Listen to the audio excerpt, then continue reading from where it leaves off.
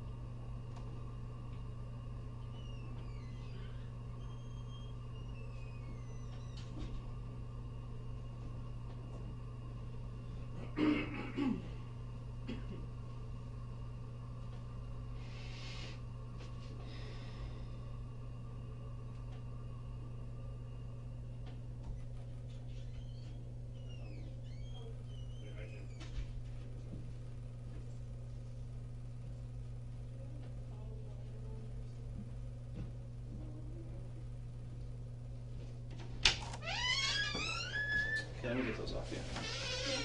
Can you stand there for me? Face down. I'm gonna get you a bottle of water. Okay? Thank you. Any chance we could get my purse? Yeah, they'll get that from the house. Will they bring it to me? It'll probably be put in your property. Here's water for you. Do you want one for yourself? Yeah, you can get one. There you go. Anybody can turn the heat up in here? Or like, do you have a sweater I can borrow or something? I don't have any sweaters. I'll see if I can turn it off. It's hard to control the heat in this building. That's fine. Make sure I don't lock myself in here. So you remember me. Of course I do. I traveled all the way up here to come talk to you. Because, you know, I've been working on Travis's case ever since it happened. Mm-hmm. Okay, and I know exactly when it happened, when he was killed. I know a lot of details. And just recently we found quite a bit of evidence. And I'll discuss that with you. The main thing that I'm looking for, though, is answers on why certain things happened, why they went so far, and also to get your statements. Okay.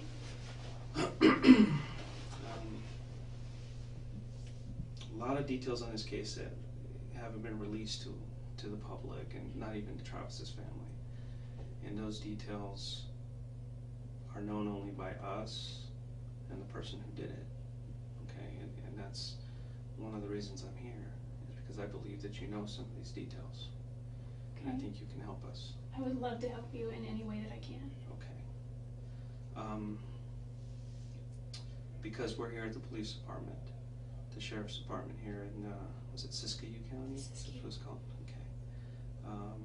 And you're considered under arrest or detained. You're not free to go. And I'm a police officer. I have to read you your rights.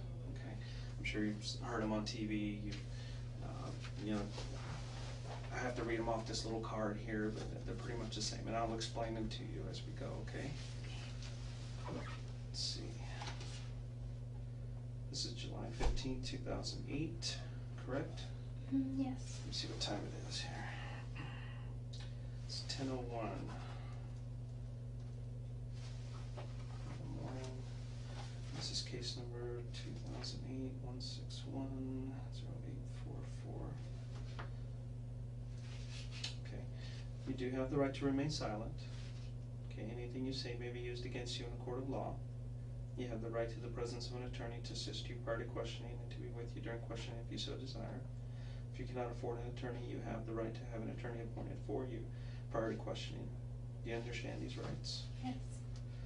And what I'm going to do is just ask you some questions, ask you what you've been doing, certain dates, what you were up to. Yeah. You mentioned you were traveling on some of these dates. I travel. I want to kind of clarify some of these things. And, if there's a question that you don't want to answer, you don't feel comfortable, you can say no, or, you can elaborate as much as you want. It's completely up to you. It's at your speed. I don't want to pressure you. Is this recorded at all, or should we? Yeah, I don't know if there's a recording or anything. I don't know if these are voice recorders. I noticed them. If they have video, or if they have audio, or batteries, or what. I don't think they're on. They're really cold. It's okay. Used to the heat still. Yeah, I haven't touched those or anything, but Oh, okay.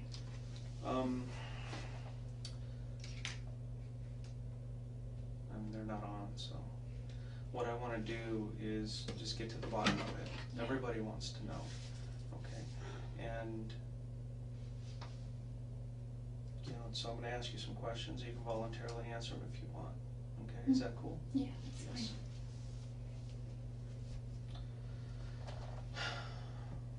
There was some question about you being.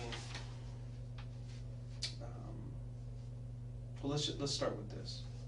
What have you been up to since Travis's death? What have you been doing? Well, I've been working. Mm-hmm. I haven't been really working in prepaid legal. There's not a whole lot here in this marketplace, which is. It's kind of small here. It's small here, and really that could be seen as an opportunity rather than a hindrance, because that just means the market is untapped in a large way. So I could have if I wanted to, but I'm kind of like a deer in the headlights when it comes to prepaid legal, and I just have a fear of just approaching people. Mm-hmm. So I've been working at a Mexican restaurant in the north end of town. I've been kind of in a daze, at least for the first few weeks. Like everybody, Yeah. I know that a lot of people have been posting on Facebook really nice things, and memories, and at one point I was like, well, maybe I should do that, so I posted this thing, and I just said all my memories, and I realized looking back on it that it kind of sounded immature. It's more of like my Dear Travis kind of letter, and so I took it down because more personal. Yeah, some of it was details that were a little more personal, not too personal, nothing inappropriate. Just I just felt funny. I think because I'm a photographer, I tend to communicate more through pictures, so I posted a ton of pictures that I had of him, and I have a ton more that I just can't access right now, and videos and things that I know his family would want, but so I posted pictures and I took that down, and I posted something last week, but other than that, I've been on Facebook and MySpace a lot, looking at his profile, looking at his pictures, reading things about his obituaries and any news updates, and there's legacy.com where you can write something about him. Yeah. I've seen a lot of those postings. Mm-hmm. I didn't realize until I actually spoke with Ryan Burns. He told the guy that's in Utah. And we've been talking a lot, and we try not to talk about that because it's kind of like, and plus Travis is my ex-boyfriend, but at the same time he's my friend, so while I'm mourning my friend, how do you talk to your new potential, possible, maybe person that you might start dating about your friend, even though he was your ex-boyfriend? So it's kind of a gray area. I try not to talk about him too much, but he comes up a lot. And it was through him that I learned that he said, if you come out to Utah, things are really weird because everyone thinks that you could have had a hand. And I've talked to a lot of people, and everybody's pointing a finger at you. I know. Everybody is saying, I don't understand what happened to Travis. I don't know who killed him. But you need to look at Jodi. And sometimes the simplest answers are the correct ones. And that's one of the reasons I started looking at you a little bit closer. And over the last month or so, I've gotten into Travis's life, talked to all his friends, his family. I got a really good understanding of who he is now. And I got a very good understanding of your relationship with him. And I'm kind of just putting two and two together. Well, And it kind of matches. So one of the reasons I'm here is to talk to you to figure out what was going on between you two. What I know the relationship that you guys had was of convenience sometimes. Obviously you weren't boyfriend and girlfriend anymore, but you were still having a sexual relationship, which, does his family know about that? Just curious. No, his family doesn't know anything. I'm interested in protecting his, how he's remembered as well, and he was very, Well, I'm sure if Travis could speak right now, he wouldn't care what people thought about him, because they knew who he was. Okay, a sexual relationship here or there, because the fact he was a member of the church really doesn't matter. A couple times I asked him whole if we range could- of things. Yeah, I think in the broad scope of things that could be right. I just think that the reason I care about that is because he was adamant about that. And a couple times we prayed about it, didn't work, or we didn't stick to our guns on it. And one time a girlfriend of mine just said, why don't you just go to your bishop and talk, and ask Travis the same. And I talked to him about it, and he got really angry. He said, I've already had problems with this in the past. I'm embarrassed by it. I don't want to go to my bishop. And so we just kind of stopped for like a few weeks, and then that must have been in, I think that was August, and then it just resumed. Well, the way Travis thought, by getting into his head and everything that he's written in his journals and everything I found out about him, he truly had feelings for you. And for some reason, he felt that the relationship between you and him was somewhat unhealthy, but he couldn't stop it. And I assume that's probably maybe the same way you felt about him, or It's probably, maybe you didn't understand why he didn't believe it was healthy. No, I didn't think it was healthy either, spiritually at least, and probably emotionally, but mostly spiritually. And I think that kind of, once you have something that's not healthy spiritually, it filters through all aspects of your life. It's one of the main, like there were three main reasons I moved back to Wairika, and one was I was in financial dire straits. I was not getting ahead. Things were not working. Everything in Arizona was like, except for the wonderful friends that I made in my ward, and the opportunity. It's like the Mormon land of opportunity there, which is awesome. But except for all that, like every sign was pointing, just go. I wasn't able to hold a job, and that had never happened before. Too much of my nightlife was about him. He would text me and, hey, I'm getting sleepy, ... Just a bunch of Z's, and that was his code to like, come on over kind of thing. The coast is clear, So, and that was just, I lived 5 minutes away, maybe 10, depending, and it was just too convenient and too easy, and it was fun, and we had fun when we were together, and so it wasn't healthy, and I totally agree with that. So that was one of the well, financially I wasn't doing well. I missed my family. I moved away shortly after high school, and I come back to visit, but I realized over the years I've missed out on a lot of things with my little brother and sister. Missed out on just their karate or their baseball or cheerleading or just whatever, and my dad is not doing well. He doesn't think he has very long to live, but he always says that. It's been that way for like a decade. He's still here, thank goodness. My grandparents aren't getting any younger, and I just have an awesome family. And I wanted to be able to just be here for a little bit and regroup financially. I owe my parents a lot of money, and I owe my grandparents a lot of money, and I owe friends money. I owe my the guy that I bought a house with, I owe him a lot of money. He doesn't ask me for it, but I intend to pay him back because he really footed the bill on the mortgage for a few months. And the third reason, and I like to put this third because I like to think that second to those reasons I would have been strong enough somehow, but the third reason was to put a distance, a physical distance between Travis and I, because I know that he really liked Mimi, and he said he did. He just, and I kind of felt guilty. I mean, I know they weren't dating, but I just felt guilty somehow, and I didn't know Ryan at the time. I met him in March in Oklahoma City, and it was just brief, and I remember seeing him and saying, oh, I really want to go say hi to him, but he was surrounded by people, and he was kind of unapproachable. And he says he remembers meeting me too, and it wasn't until Zion, my friend, texted me, and I think I told you that when I was giving you. And this is all after This is all after you broke out. Oh yeah. Broke up with Travis. Everything was all over. As far as the timeline, it was kind of a mutual thing, but I sort of more broke up with him. Yeah.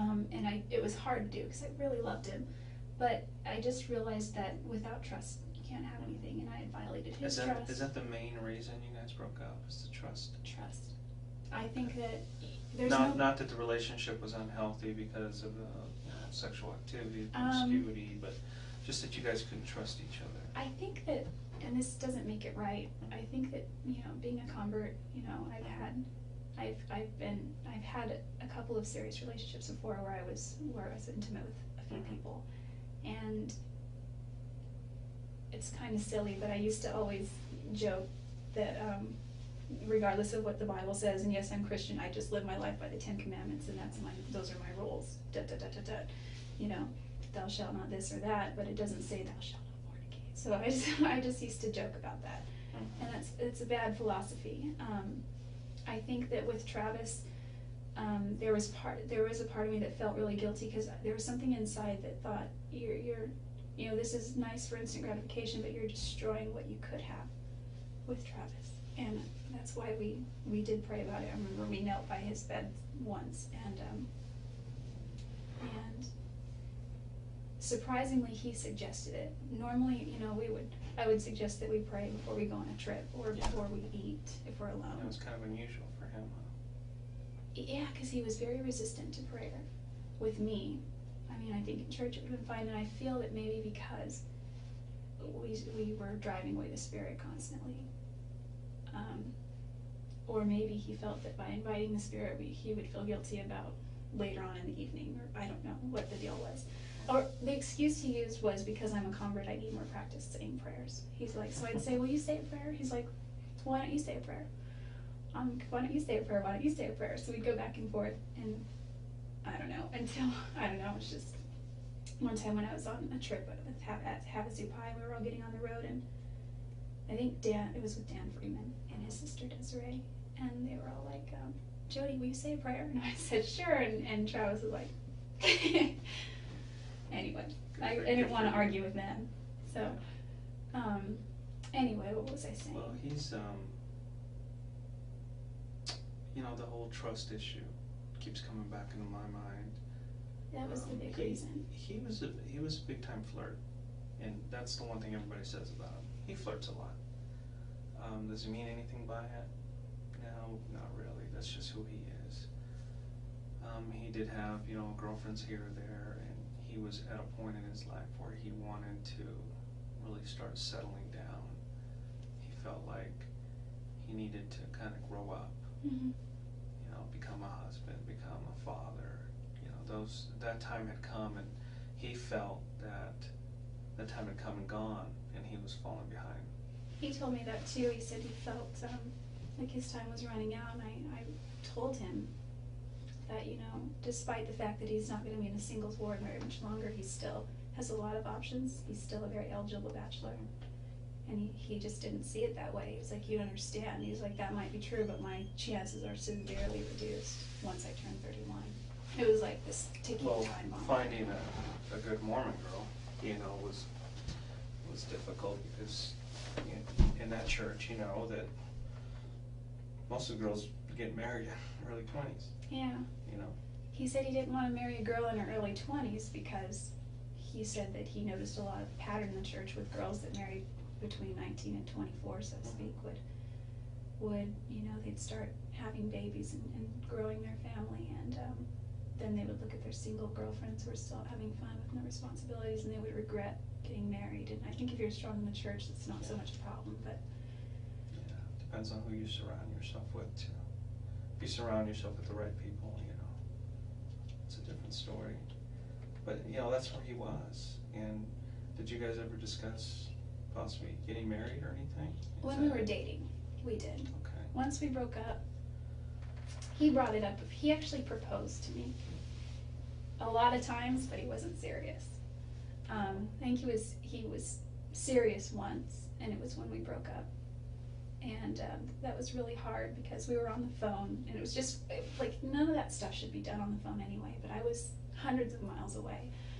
And I told him that I loved him. We didn't say I love you during our relationship, but we said it afterward. It was weird. Okay. I said, you know, this isn't, breaking up with him on the phone wasn't really the way I wanted to do it, but it was kind of a situation that had just come to a point where it just couldn't be ignored anymore. And Well, let's move to after the breakup. oh, okay. What kept you in Mesa at that point? I actually moved to Mesa a few weeks after we broke up. Really? Mm-hmm. Okay. I mean, as far as the timeline goes. But, I mean, if you want to call it our official breakup, shortly thereafter, it's like we were still seeing each So other. you guys were seeing each other, but it was a long distance type relationship. It was always long distance when we were officially dating. We dated from about the beginning of February to about the end of June. So February, March, April, May, June, about 5 months total. Okay. In June of 2007, you guys broke up, and then June you moved to 29th. Mesa. Yeah, I moved to Mesa sort of. Most people, when they break up, they kind of go their I own know, way. and plans were already in order for me to move there. I was already speaking with a friend who was, you know, was going to be her roommate, and I was her roommate for a short time. Mhm. She's kind of flighty. She's a great girl, though. I had talked to Travis about maybe going to Southern California instead, Okay. and he's really persuasive. He persuaded you to stay there in Mesa? He kind of was playing up all the advantages if I did come to Mesa, and if I did, you know, he said, you know, it's a great place. We could still see each other and hang out on occasion. This church is very strong. You know, you'll make a lot of friends. And I already knew all this stuff prior because we talked about that. You know, and so I went ahead and just made the move. It sounded at the time like a good idea. And you guys continued to kind of see each other at that time? Yeah, at the time I was sort of living more across town over by Greenfield. Do you know where that is? Yeah. It was up Greenfield near Broadway. Greenfield and Broadway were the nearest cross streets. And that's where the girl that I was originally talking with, I moved in with her. Yeah, it's kind of far from Yeah. Travis. Yeah. The thing about her, and just to give you a background of why I moved suddenly, she approached me the weekend after I got there and said, hey, she knocked on my door, can I talk to you for a second? I said, sure. And she moved in with her boyfriend, and they were engaged. Okay. And she said, hey, I just wanted to let you know that Scott and I went to Vegas last weekend to tie the knot. And I was like, really? She's like, yeah, we haven't told anyone, but we didn't want to live in sin, so we're gonna, and she had already been sealed in the temple once and was waiting for her cancel, or Yeah. to Her sealing to be to be canceled. So they were gonna have a civil wedding, on a beach in Oregon, and they did that the following weekend. She told me that on a Monday or Tuesday, it was the beginning of the week, and she said, the reason I'm telling you that is because I'm getting married this weekend, and I have to go out of town a few days ahead of Scott, you know, to make arrangements, and now that he's a married man, we don't feel it's right that you be here in the house. Yeah. She's like, I don't want to inconvenience you, but is there any way you could stay with somebody else or just find another place? At the time I was waiting on a house in Gilbert, because I already knew they were getting married, so I was kind of looking anyway, and there was a great girl named Brenda, and she was waiting on her keys for the mortgage to go through, and it was a great ward, and it was a great house, and it was brand new construction and all that. It was really nice, but she didn't get her keys for months and months. I think she's in the house now, but I don't know, I haven't talked to her. So I scrambled. I went to the Institute, I wrote down a bunch of phone numbers, I called them all, a lot of them, I got voicemails, One girl that answered, her name was Tiffany, and she knew Travis, and she was at his services in Arizona and as well, and we've just remained friends sort of like on MySpace and Facebook and that kind of thing. But she said, hey, sorry, that's an outdated posting, I forgot to take it down, but go to this website. So ldshousing.net, I went there. I made 3 phone calls for the places that were within my price range. I didn't think to look where they were. The one girl that called me back, her name was Shannon Darracott. She said, here's my place, here's the directions, go ahead and go out and come see the house. It was available, so we did. No, go ahead. You have to get that? No. Okay. So I moved out there, and when Travis found out it was so close to him, he freaked out about it. And I made sure to check that it wasn't, that we wouldn't be in the same ward. And it was within his ward boundaries, but it was also within another singles ward boundary. So of course I'm gonna go the other one, because it would just be kind of weird. I mean, I didn't know about him and Lisa at first. So I don't know if they were even dating at that time. I don't know what their whole timeline was.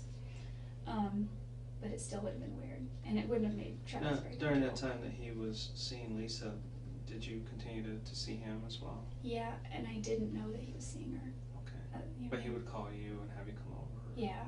I know there was a time when you, I guess, were cleaning his house too for extra money or something. Yeah, I did that. He hired you. Yeah, I did that because he knew that I was struggling, and he's like, I've been doing the math, and that happened pretty much right on. I think that started in August. He's like, I've done the math, and I feel that I can be more protective.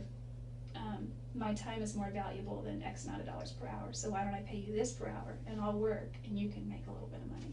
Okay. So that helped. That makes sense. And that was around the same time frame as the move and back and forth? It was like a few weeks after the move. Okay. I was still living with Rachel over on Greenfield. Okay. Before, when that started. And he sent me this picture, and he's like, this is your uniform, have it by Friday or Thursday or whatever, and it was this French made thing. I was like, no. Yeah, that's him, typical. Yeah. Like I said, he's a very flirty guy. And he is. Now, obviously the Rachel relation, or Lisa relationship didn't work out, and then there was a time period he really wasn't seeing anybody, and then Mimi came into the picture. What did you think about her? And I didn't know a lot about her. She seems like a really nice girl. He showed me her picture on Facebook. You know, I don't think she had a lot of pictures on there. He said that he's not sure why, but he's pretty sure that she could be it. And I was happy for him. I didn't find out about Lisa. This conversation you had face to face with him? Yeah, yeah, it was in his room. And he had his laptop, you know, just on his bed. I didn't find out about Lisa until after we had this conversation where we decided to all just come clean. And that was quite a conversation. Because I was never unfaithful, but there, you know, when we started dating that timeline around February, the reason I remember February is because he had told me in December, you know, go date other people kind of thing. And so I did. It was January 10th that I went on a date with my friend John for lunch. We just went out and had sushi. Nothing romantic happened. We didn't hold hands. We didn't kiss. I think we hugged. And I guess it was considered a date because he asked me, and I accepted, and he paid for it. And that was in Pasadena. Yeah, if he pays for it, it's a date. Yeah, that was in Pasadena. And the following evening, I went out with my friend Abe, and he drinks. He just got like a Maker's Mark, I think, is what is this drink, and I got cranberry juice. And we just talked forever about it. He talked about politics, which One of these guys in the Marine Corps or something? They're both in prepaid legal. John Dixon is not in prepaid legal anymore. He's moved on to other ventures. No, but the Marine Corps, are they in the service at all? No. Okay. Abe is he's a little bit older. He's just sort of businessman. Okay. Has a background in, I don't remember, production or something. And this is during the time that you guys were broken up, or this still kind of going I'm out? sorry, this is before we started dating. Okay. The reason I say this is because he told me a few times, he told me during that conversation too, that he's like, you seem to have a very convenient timeline for when we started dating. Because I used to ask him, like, when did we actually start dating? Because I figured if we ever made it to a year, we might as well celebrate.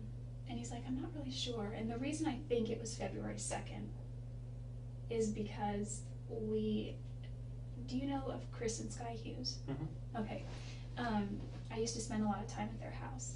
And, you know, they're a wonderful family. And Sky she she's somebody that I really opened up to, and you know, I told her a little bit how I just wasn't sure about Travis at the time, and I wasn't sure what was going on there, and she wrote in this long letter, or she didn't write a letter, Travis wrote the letter, but she kind of got on his case, and they told me all kinds of things about Travis that I wasn't aware of. What kind of stuff are you talking about?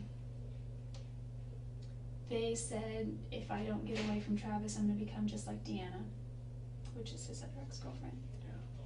Yeah. You know, do you want to waste 6 years of your life waiting for him? Because he can't commit. He still tells Deanna, "I love you," and I was like, "What?" You know, and that kind of thing. Yeah, and I truly believe he does love her still. Oh, he but does. Travis He loves her had a ton. he's what you call a player. You know what that means? Yeah. He kind of He doesn't pulls intend girls to hurt in, anybody, though. but he can't make a commitment. He portrays himself to be a certain way, but he's really not. Okay. He portrays himself to have a lot of money. He's not. He doesn't have a lot of money.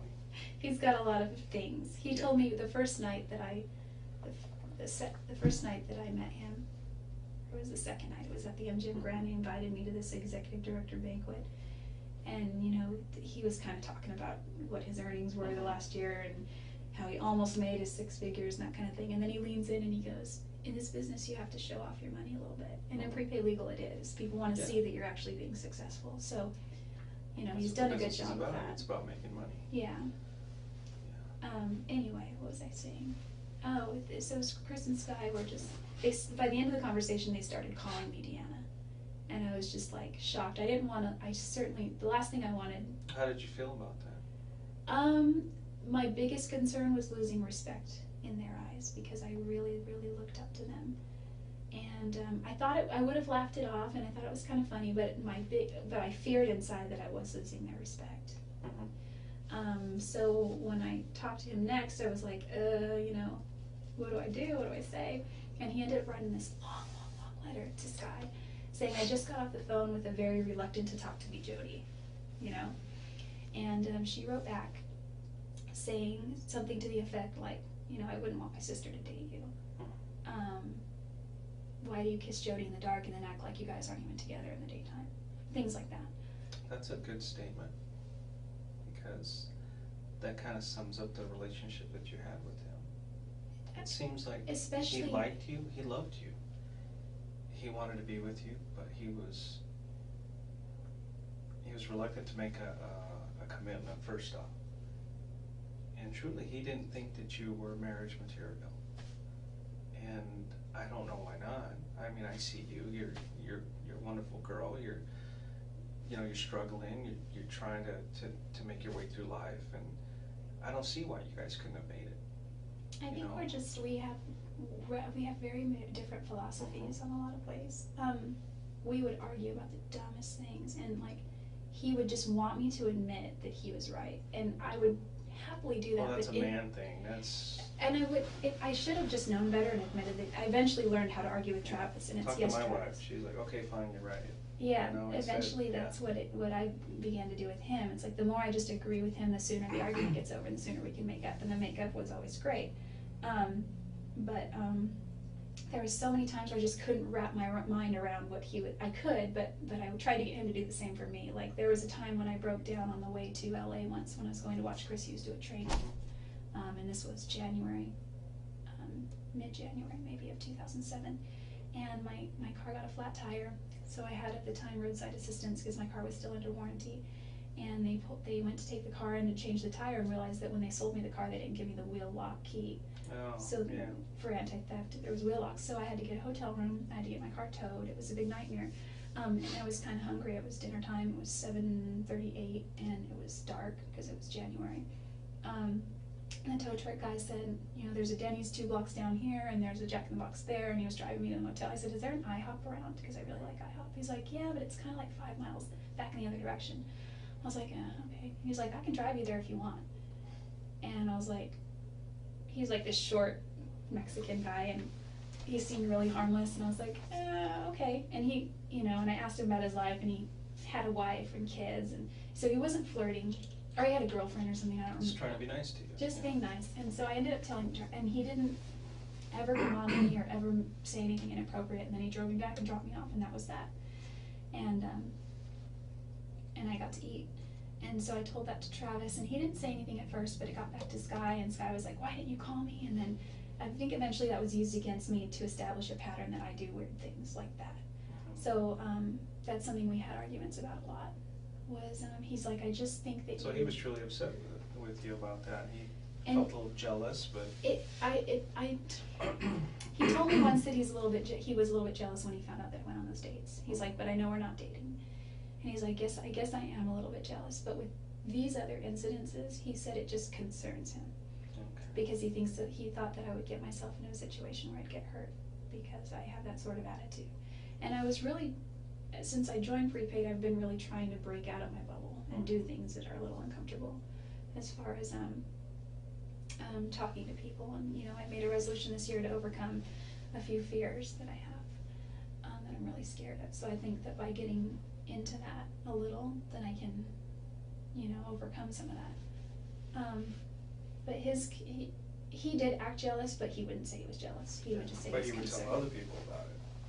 What do you mean? Did he tell Sky Hughes? Oh yeah, I guess it got. Chris about I it? may have told Sky about that. But they probably had a conversation with him, and he probably voiced his opinion They had on how many he didn't like it. conversations. I know that him and Sky had a lot of fights and arguments, and and I was the root of that a lot of time. But I think, all in all, they, especially more recently, they got along a lot better. I think she gave him a really hard time about our relationship, so that's one of the reasons he really wanted to keep it under wraps. So, moving over to his trip to Cancun that he was going to, when did you first find out about that he was going with Mimi?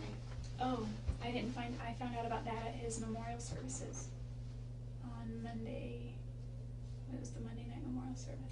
So you didn't know that he was going to Cancun? I knew he was going, yeah. Okay. You didn't know he was taking Mimi? I didn't know that. I think that's awesome, actually. Yeah. Well, unfortunately, Mimi had called him a week or two before, and I told him, look, if you want to take somebody else, it's fine, but I have something to tell you. I don't look at you that way. I don't look at you as a boyfriend. If you want to be friends, we can be friends. And that really broke his heart. I know. He didn't tell me that, but I found out from his bishop afterward when I talked to his bishop. And his bishop did say that Travis really took that one hard, and he said he took it to heart. And he said he realizes that it's, speaking from a bishop's perspective, he said it's because Mimi is of a certain caliber when it comes to her spirituality, and Travis was just in another place. He's struggling. And that's something he struggled with for a long time. Well, I feel responsible for that partly. Why do you feel responsible? Because I had moved away, but I had participated with him in so many things that kept us both down spiritually for a long time. If I had just cut ties completely, I could probably be married right now. I could probably be working on my own family. What kept you there? What kept you to him? I don't understand. Well, moving is expensive for one. So once I was there, I was kind of stuck there. But why do you continue to go back to him? You know what he wants. You know that it's not healthy, but yet you continue to go back, and it brings us to this point where we are now. Okay, I guess I physically. You I keep was saying you knew that it wasn't healthy, and you knew it was contributing to something that wasn't good. And, I think at the but time. yet you guys continue to do it. Yeah, and part of my perspective now has to do with the fact that I'm going through a repentance process that I've worked out with with my bishop, and he's given me certain scriptures to read and ponder and pray about, and it brings me back to where I was prior to all that. I don't know how much I ever really was there as much as I am now, because even before I was baptized, even the 2 days before I was baptized, 4 days, it was on Wednesday and I was baptized on Sunday, before Thanksgiving, and it was just like Travis and I were making out, and that was prior to, we hadn't gone all the way at that point, but was just too far. And I called him that evening and I said how it felt different. The first few times was like, hey, that was great, you know, whatever. And then it just felt different this time, and it was right before I was about to be baptized, and, you know, I already had my interview, and so it was like, it was just different. And he said, well, yeah, he's like, I feel the same way, and I think that's the Spirit, you know, telling us this, that, or the other. And so I think that by driving the Spirit away so much, you just get into this pattern of I don't know, it was convenient.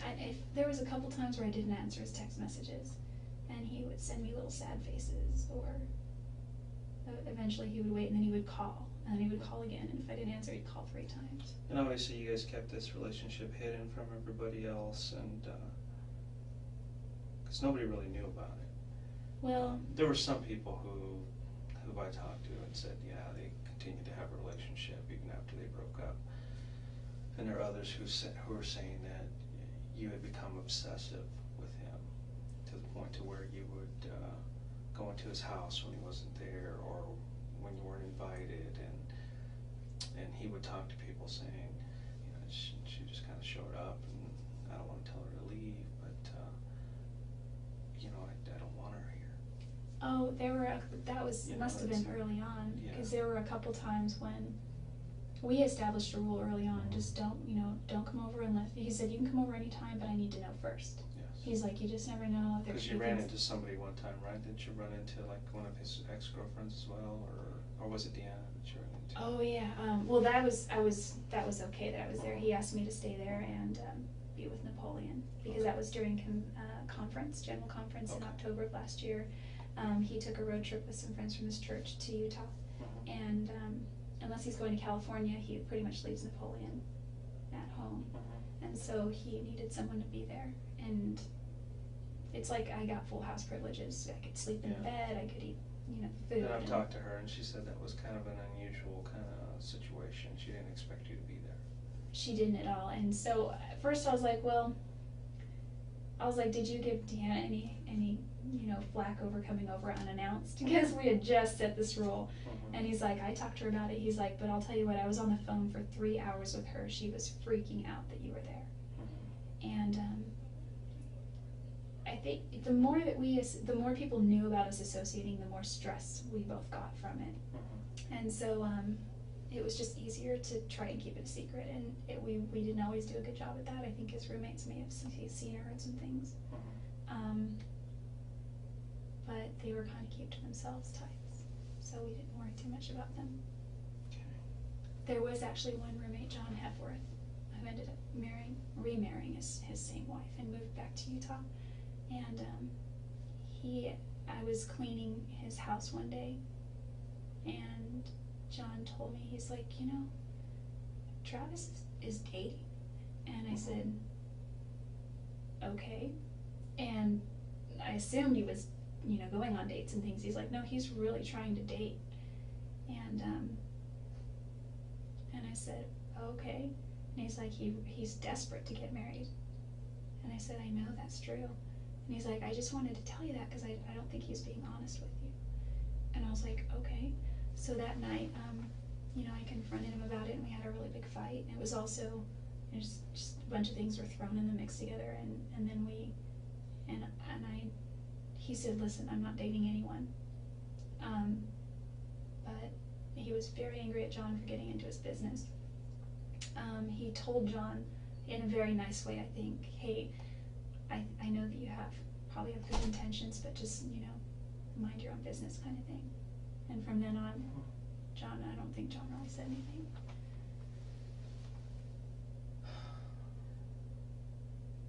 And that was in October, I think. You've kind of given me a really good rundown of your relationship and how you guys thought of each other and stuff. And I was pretty close to right on with my theory on how you guys, why you continued to see each other and what was going on during that time. I think there's some other things that you're not telling me. I think maybe the jealousy probably continued even after the fact that you moved away. For instance, was it the week of the first week of June, you took a trip to Salt Lake City. Remember that trip we talked about? Oh, this year? Yes. I'm thinking back.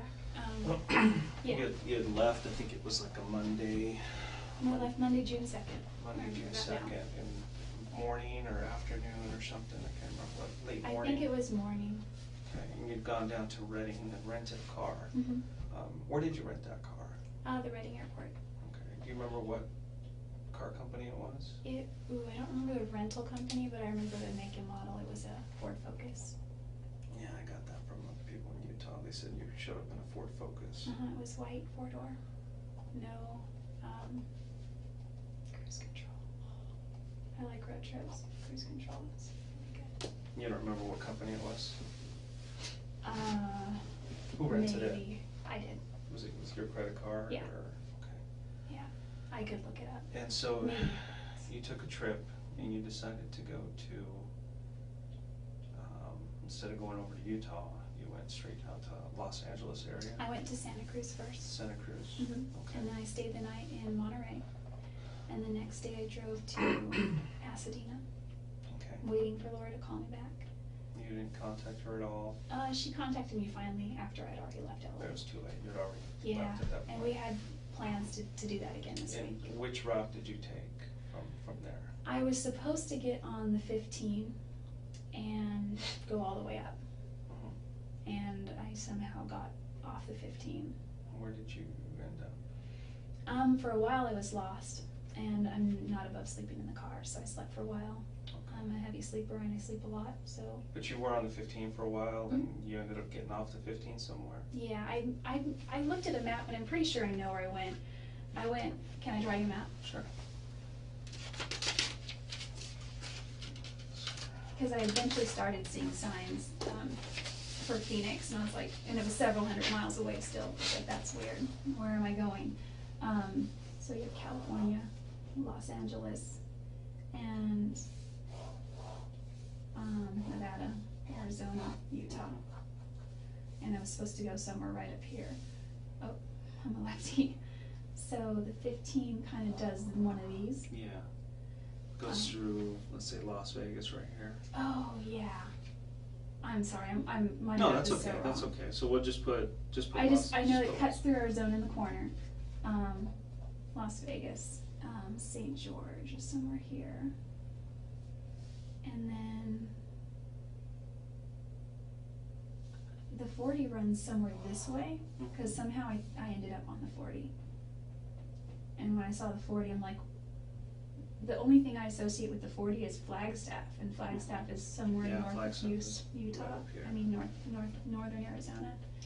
And so, and I was going east, and I was like, what's going on here? I wasn't going the right way, and so I've had for the last 2 years, I've had a car that has a GPS system in it. Mhm. It's really good, and I think it hasn't served me as far as getting a sense of direction. When I moved to Palm Desert, Yeah, you kind of rely on it a little too much. too much. In fact, when I moved in with the last place I lived in Arizona, I did not know how close it was to Travis. I didn't realize. I have a very bad sense of direction, and it wasn't until I used my GPS the whole time I was there, pretty much, just to find things. Anyway, so I got back. I looked at the MapQuest that I MapQuest a bunch of places. I was maybe going to go to Death Valley. I was maybe going to go. Did you actually cross over into Arizona? Is that how far you went? I crossed over twice, I think. My map was wrong because the 93 goes north, and then I hit the 15 again, and then I got here, and then I hit Arizona, and then went here. Somehow I got north on the 93, Okay. and then I hit the 15. So, I mean, I don't know where Phoenix is, and Mesa, it's got to be over here. Yeah. I didn't go anywhere near there. So you took this trip and you left on, was it Monday the 2nd? Right? And you didn't get to Utah until Thursday, you told me. Yeah, I got to Utah on Thursday. So Thursday, and that's the 5th? Yeah, I think so. Monday, that's Tuesday, Wednesday, Thursday, yeah, 5th. Okay, so we have, it's like 48 hours there that, well, obviously 3 days, but there's plenty, there's 48 hours. So this trip took you a little over 48 hours there. I have a problem with this trip. Well, I Okay. went first too. Yeah, I know. I know Okay. you went down here. Okay. I mean, obviously, Wairika, right there. Beautiful little place here, except it's kind of smoky.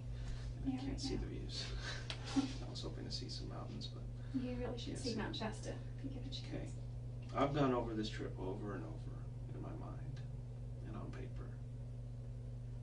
And even if there's still 20 some odd hours, even if you pulled over to sleep a couple of times. Oh, did I tell you that I got stranded? Yeah. Okay. You mentioned that. If you slept for 10 hours I only slept for about here 8 and hours. here, it would still leave 18 some odd hours for something else. Okay. This is what people are focusing on, is this trip that you took. Because they're saying she left, she didn't get to till Thursday. Wednesday? That's when Travis was killed.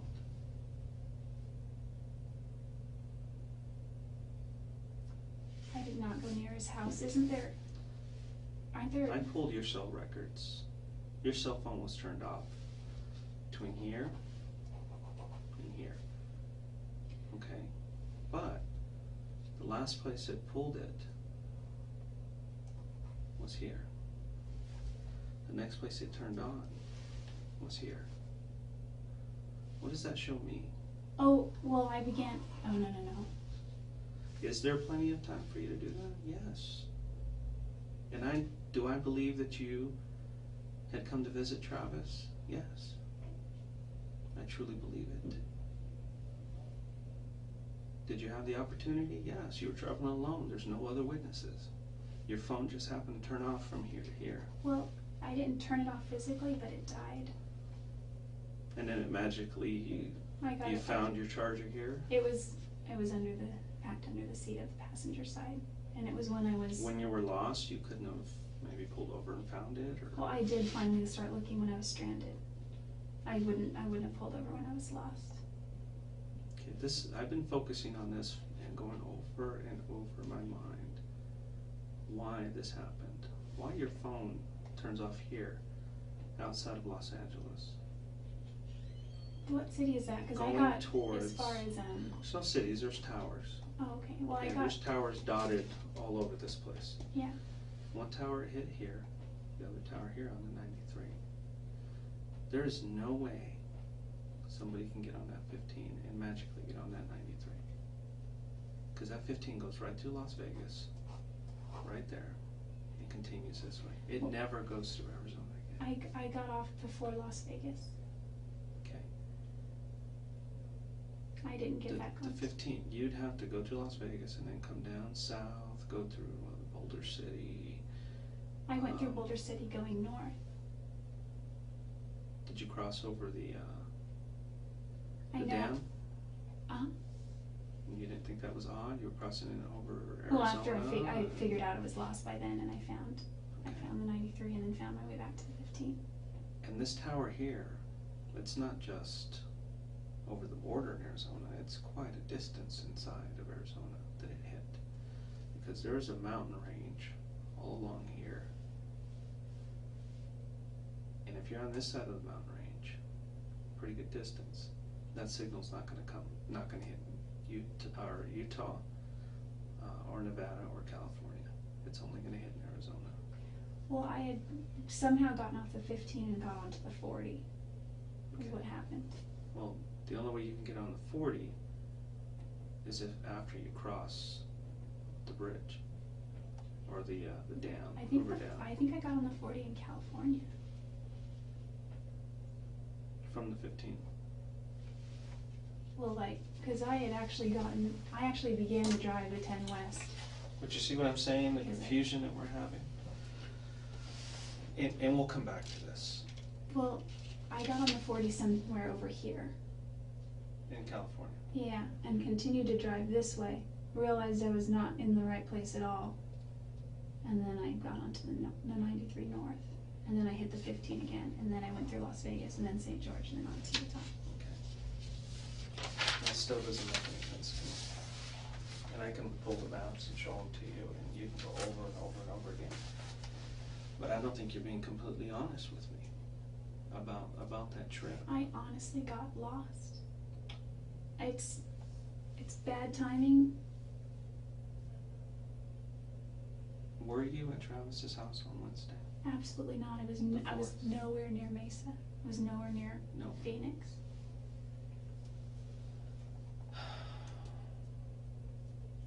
I wasn't even close to him.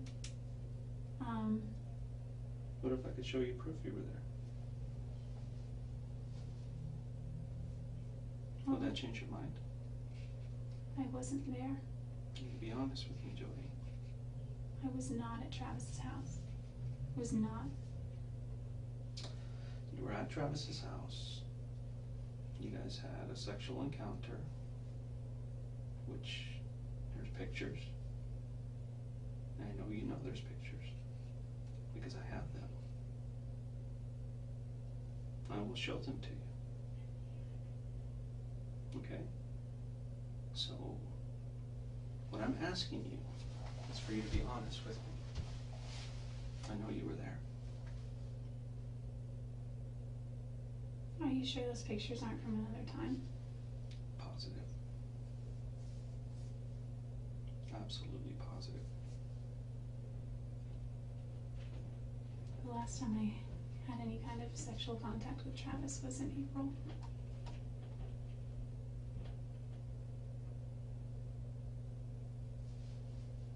Remember I told you about the camera? Mm-hmm. That camera was damaged. Someone put it in a washing machine, ran it through a wash cycle with some clothes of Travis's, but the card's intact. Remember I told you that card was destroyed? I didn't want to tell you the truth because I wanted to make sure those photos were accurate. And we can pull deleted photos. I don't care if you delete them 6 months ago. We can pull every photo that was ever on there. Pull the little pixels together. Get the timestamps on them. Not all of them, but most of them have timestamps on them. And we can verify those timestamps. Mm-hmm. And I have pictures of you in Travis's bedroom with Travis. Pictures of him. And it's obvious you guys are having sex.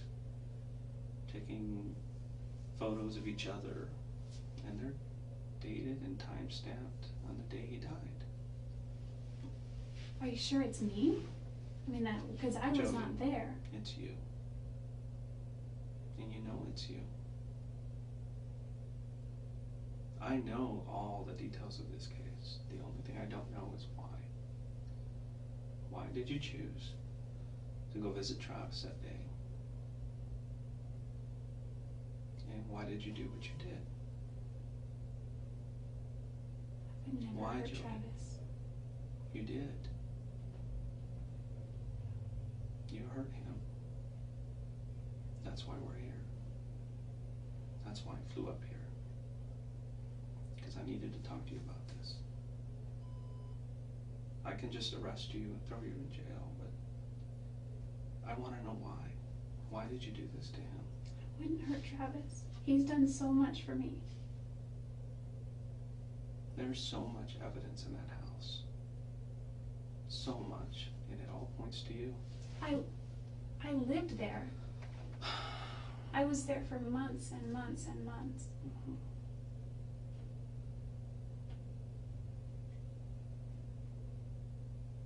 I know you took pictures of him in the shower just before he died. I don't think he would allow that. Mm-hmm. And the camera actually took a couple of photos by accident during the time that he was being killed. Really? Yeah, Jodi, really. You were there. Quit playing this game. It's time for you to just come out and I didn't tell me. know. I did not hurt Travis. I did not hurt Travis.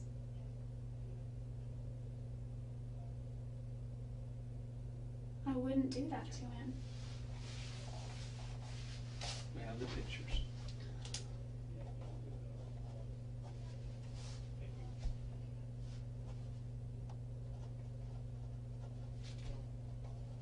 Can I see the pictures?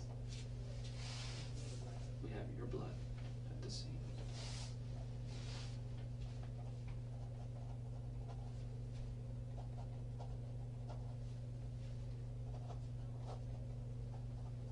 Your hair with blood at the scene.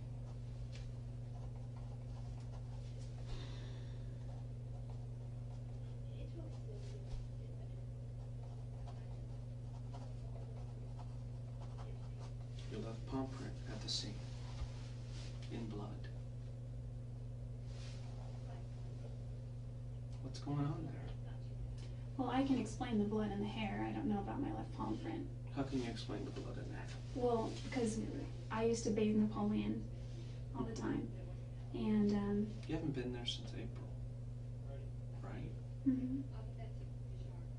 Well, He's had the house cleaned several times since then. And this hair was not just a hair, you know, from the shower or something. This hair was stuck with blood and obviously had blood on it. At the time it got stuck where it ended up.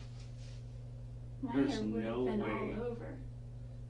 There's no other hair. Can in you that take? place. Can you take a hair sample? And We like, have your DNA. no. But I mean, like, you know how they can do drug tests and find out when things were done. No, Can you? We can't do that. Can't you measure the time? We maybe? have DNA matching that hair to you. Okay, I know, but my And that hair had a follicle on it, and that means that that hair wasn't there very long. The follicle will usually dissipate and go away after a certain time. It'll fall off, the hair itself. well, when I would Okay, brush my hair Jodi, there, I mean, this one, you absolutely cannot explain that away. You either had blood on your hand and you touched the wall, or there was blood on the wall and you touched the blood. could my palm print have already been there and then blood touched it? Jodi, this is over. This is absolutely over. You need to tell me the truth. Listen, the truth is I did not hurt Travis. Okay, so we're Jodi, safe. you can continue to do this, okay? A records check shows you that you guys reported a gun stolen, 25 auto. Just happens to be the same caliber as the weapon used to kill him. A 25 auto was used to kill Travis.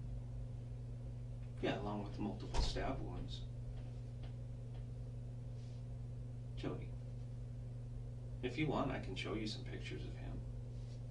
Do you want to see pictures of him? Part of me does and part of me doesn't. Why? Because you don't want to remember? No, I just, Jodi. there's a morbid curiosity. Jodi, I wanted to know how he died. we can keep playing these games over and over again. I'm not going to believe you. All When right. you start telling me the Listen. truth, then I can believe you. But I can't deny this evidence. I can't. The trip you took doesn't make sense. The opportunity was there. Your pictures on that date with him. Your blood is in the house, mixed with his. Mixed. Not alongside, but mixed. Your hair is there with blood. And your palm print is there in blood. Was it? It's over. Could it have been my blood from before? Your image is not important right now. Saving the rest of your life is. Listen, if I'm found guilty, I don't have a life. I'm not guilty. I didn't hurt Travis. If I hurt Travis, if I killed Travis, I would beg for the death penalty. Was there anybody else with you? I was traveling alone the whole time. Was there anybody else with you at Travis's house on Wednesday the 4th? I was not at Travis's house on Wednesday. You were? Because that's when the blood was left on, the bloody palm print was left on his wall. I don't know what to tell you. If you were in my shoes and I had this evidence against you, what would you say? If I had that evidence against you, it'd Yeah. be pretty obvious, but I guess being in my position, it just seems so impossible. I'd want to see it, I'd want to know. I mean, I'm not a murderer, but I guess if I were to do that, I would wear gloves or, you know, something. How could I don't know. I know you tried to wash him off, try to get some of the blood off, try to clean him up a little bit. But you're even denying the pictures of you being there. There's pictures of you laying on the bed in pigtails. Pigtails? Yes. And I've got pictures of you that I've blown up, and you've got the little mole right there. It's the same one. It's you. It's obvious. I can show you some of these pictures. Do you want to see the pictures? Will that change your mind? I mean, I am curious.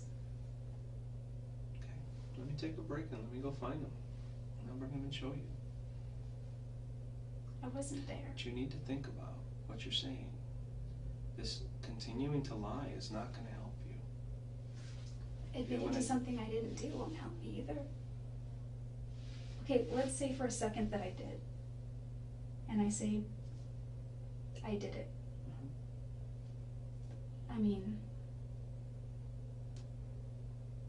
The motive is there, the jealousy issue. but I wouldn't even say it was jealous. I mean, there may have been some jealousy there, but Then what is I think it? if What anyone- caused this? I think if anyone, maybe Travis was jealous, but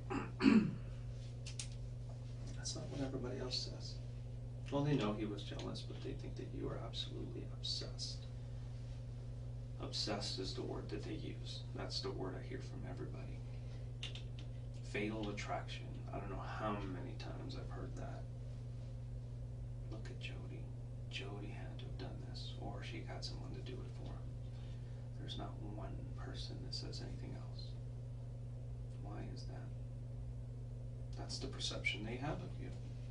And there's a reason for that perception. Maybe because it's true. maybe because we kept hanging out, but not because it's true. Cause this. I can prove you were there. I can prove it. But what I don't have is I don't have answers on why it happened. Or, maybe something just got out of hand. Maybe things got out of hand. Did you find the gun? Maybe that would. Jodi, we're just playing games here. That gun was in your possession. When did you report it stolen?